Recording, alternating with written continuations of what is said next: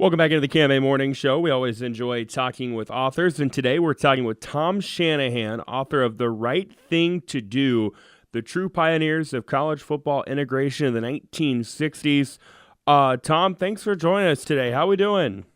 I'm doing great. Thanks for having me on to tell this important story about college football integration. Absolutely, and I'm really looking forward to learning a little bit about this. Of course, I, like a lot of Americans, not many better things on a Saturday than watching college football. And it's crazy to think about how the world of college football has changed so much over the years, especially looking back to like in the 1960s, where this book, The Right Thing to Do, is based. I guess just first off, Tom, before we dive into the book, talk about kind of the inspiration or the decision to put together a book like this. Well, I'm a Michigan State grad, and when I was a kid, my family moved to a small town in Michigan called Big Rapids, and that's when Duffy Daugherty had his great 65 and 66 teams and won national titles. And my family was always socially conscious, and I always knew there was something different about the Spartans for the number of black players they had. Particularly with Jimmy Ray at quarterback, because there were no black quarterbacks in those days. And what people don't understand about the 60s is, for the most part, the milestones that Duffy Daugherty and other schools were making, in the 60s, like the first Southern schools to desegregate, Kentucky in 1966, Southern Methodist in 1965, Wake Forest in 1964. All those schools, all these black milestones were basically ignored because there was the white sports media just didn't talk about it. There was a fear that they would alienate their readers or their listeners on the radio, not to mention advertisers. So a lot of this stuff got overlooked. It wasn't until the 1968 Olympics with Tommy Smith and John Carlos protests in Mexico City that it began. The black athlete protests began to get full attention. But anyways, an important step there are many in America. We don't make racial progress overnight, which is the myth between the 1970 USC-Alabama game that Bear Bryant waved a wand and everything was solved. It takes many, many steps. Martin Luther King started the Montgomery bus boycott when Rosa Parks refused to give up her seat. That was in 1955. It was another decade before the Civil Rights Acts were signed. And so that was just a step-by-step progress. And a parallel track was what was going on at Michigan State with Duffy Daugherty, because he ignored the unwritten quota that was in place in throughout college football. They didn't want more than a half dozen or so black players. And a perfect example of that is in 1962, USC won the national title with 5 black players. And in 1967, they won the national title with 7. Now, people think they had a lot of black players because O.J. Simpson and Mike Garrett, the Heisman Trophy winners, were scoring all the touchdowns. But like I said, they had an unwritten quota. They were afraid to have more than a half dozen black players. Duffy Daugherty smashed those quotas. In that same 1962 season, the Spartans had 17 black players. They were the only team in double digits. And then in the 1966 Game of the Century, which was the real tipping point to college football integration, because it was played before a record TV audience of 33 million, Michigan State lined up 20 black players, 11 black starters, 2 black team captains who are College Football Hall of Famers, George Webster and Clinton Jones, and Jimmy Ray is the South's first black quarterback to win a national title from segregated Fayetteville, North Carolina. Notre Dame had 1 black player, Alan Page. So that we've come a long way from the 60s. People don't really understand that. Today is an important milestone because Michigan State was the first fully integrated team to play in the South, and that was on September 26, 1964, at North Carolina.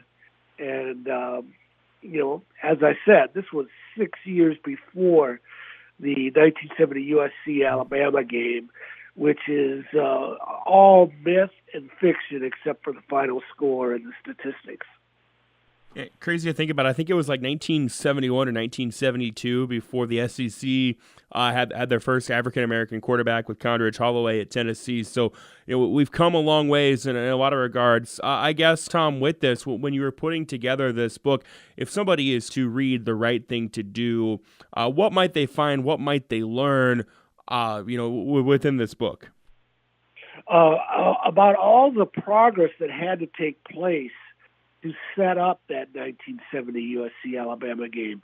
Michigan's Duffy Daugherty, even though he was ahead of the game, he got resistance from his own fan base. As Jimmy Ray was a backup quarterback on the '65 national championship team to Steve Jude, an All-American. And so it was obvious he was going to take over in '66. And he had Duffy Daugherty had a fan at the booster say, it's okay, we're winning with all these black players, but when you get 4 black players in the backfield, meaning a quarterback, then you've lost me as a friend. And he's speaking about next year, and Duffy told him, you don't have to wait till next year. We're not friends right now. So that was a milestone that Michigan State was making. But at the same time, you had things going on in the South. I mentioned Jerry Levias. Jerry Levias is a true pioneer from the South because he had to play through death threats.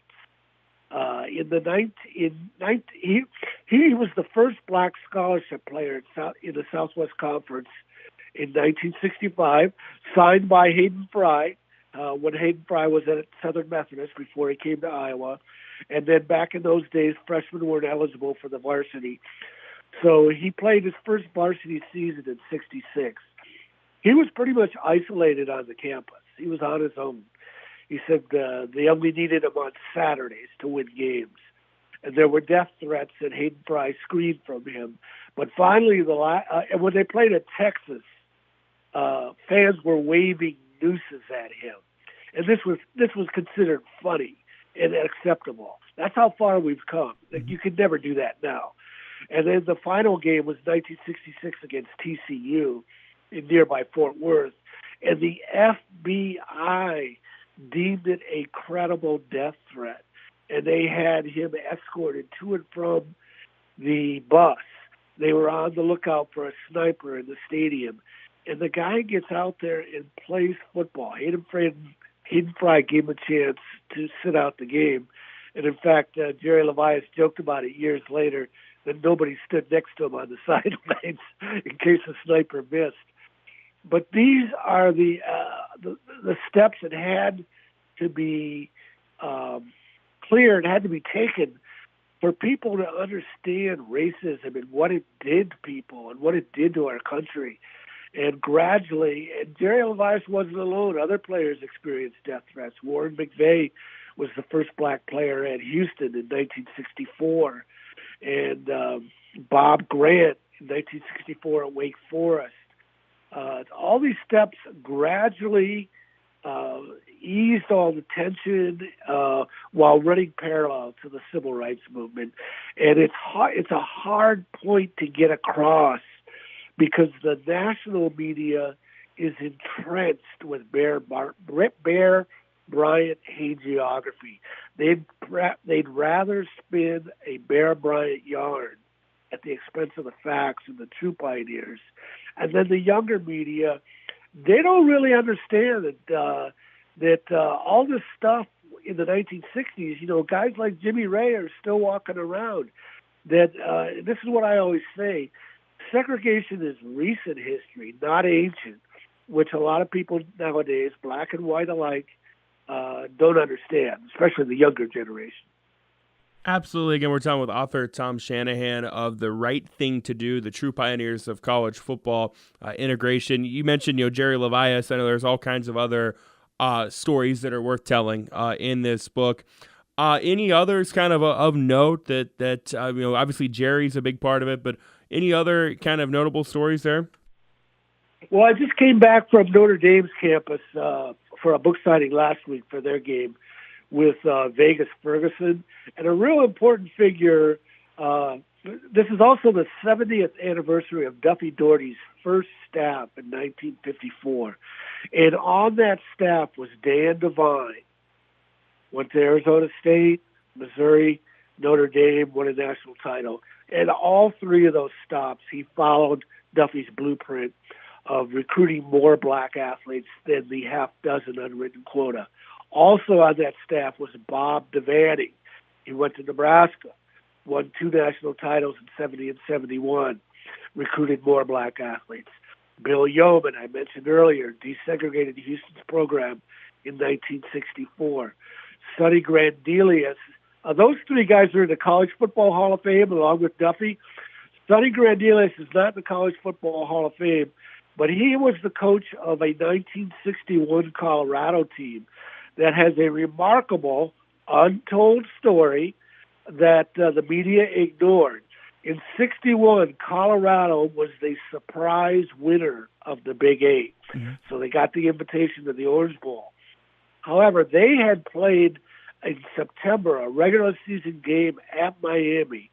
And although there were only 5 black players on the team, which was more than Sonny Grandelius inherited when he took over the program 2 years earlier, those 5 black players were not allowed to stay in the hotel or eat in the restaurant or even ride the same bus with the team for the game at Miami.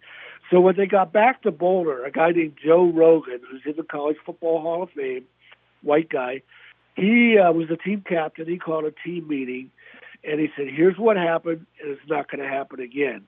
And it was a bit of an empty promise because they weren't scheduled to play in the South, and they weren't favored to win the Big Eight. Well, they won the Big Eight. And then the Orange Bowl's on hand. Their representatives, they're excited to extend the invitation. And Joe Rogan said, we're not going, not unless you do something about Jim Crow in Miami. And Miami and the Orange Bowl back down.